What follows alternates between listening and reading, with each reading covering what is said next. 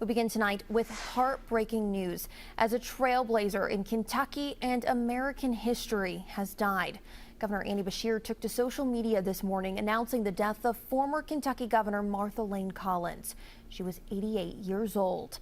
As the Commonwealth's 56th governor serving from 1983 to 1987, Collins was the first and only woman to hold the state's highest office. Governor Collins' administration was defined by her commitment to education and economic development.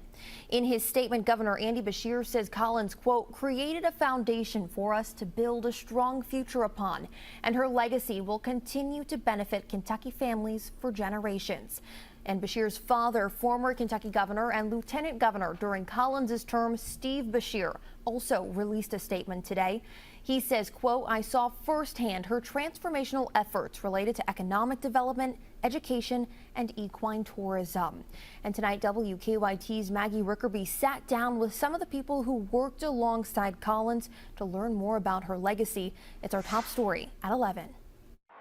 A trailblazer, transformative and no-nonsense leader, an educator at heart, and a woman of dedication and compassion for the people she served. Just a few ways those who knew Governor Layne Collins describe her. She understood the value of time. Kentucky Democratic Party Chair Coleman Elridge worked alongside Collins. He says Collins was a woman who got things done. You have to remember that when she was lieutenant governor and governor, that was at a time when you couldn't run to succeed yourself. So you had 4 years to get your agenda through. And so time was of the essence. In those 4 years, Governor Collins broke barriers. She was the first and only female governor in Kentucky, and at the time, one of just a few across the nation. One of her most notable feats was working to bring Toyota to Kentucky. That was not an easy get, and she worked tirelessly to make that happen. And when she did, it was a feather in the cap, not only for Kentucky, but for the United States. Governor Collins was also considered for vice president in 1984. The same year, she chaired the Democratic National Convention in California. After she left office,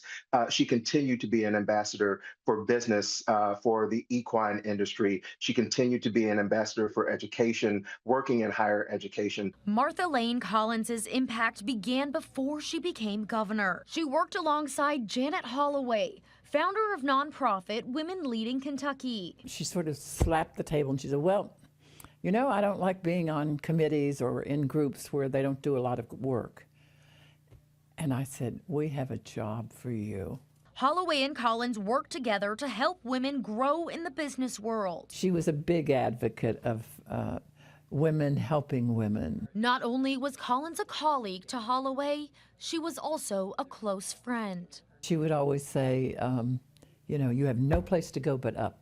Now get out there and do it. Above all else, Collins was an educator. Those who knew her say it was something she held dear to her heart. She would say, you know, education is where it starts. The legacy she leaves behind. Even though she was so instrumental in our past, she was deeply concerned and deeply invested in how we moved forward. In Lexington, Maggie Rickerby, WKYT. In his extensive 40-year career, WKYT's Bill Bryan, of course, covered Layne Collins' time in office extensively.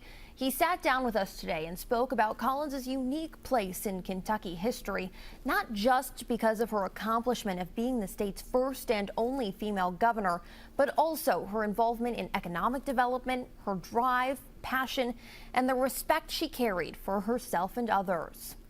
She was strong, she could be persuasive, she commanded a room, was very good at one-on-one campaigning, and she could also be stern with reporters and with others. She enjoyed, I think, some give and take. But when she believed in something, she could be very strident about it, and people respected her, and she was respectful of others. Kentucky's Republican leadership is also remembering Governor Collins' life In a release, Senator Mitch McConnell says as Kentucky's first female governor, she was known for breaking barriers and was a tireless advocate for all levels of education in Kentucky. And State Attorney General Russell Coleman also taking to social media tonight, applauding Governor Collins' service to the Commonwealth and, quote, busting through the glass ceiling to show that there are no limitations. Both Coleman and Senator McConnell sending their condolences to her family.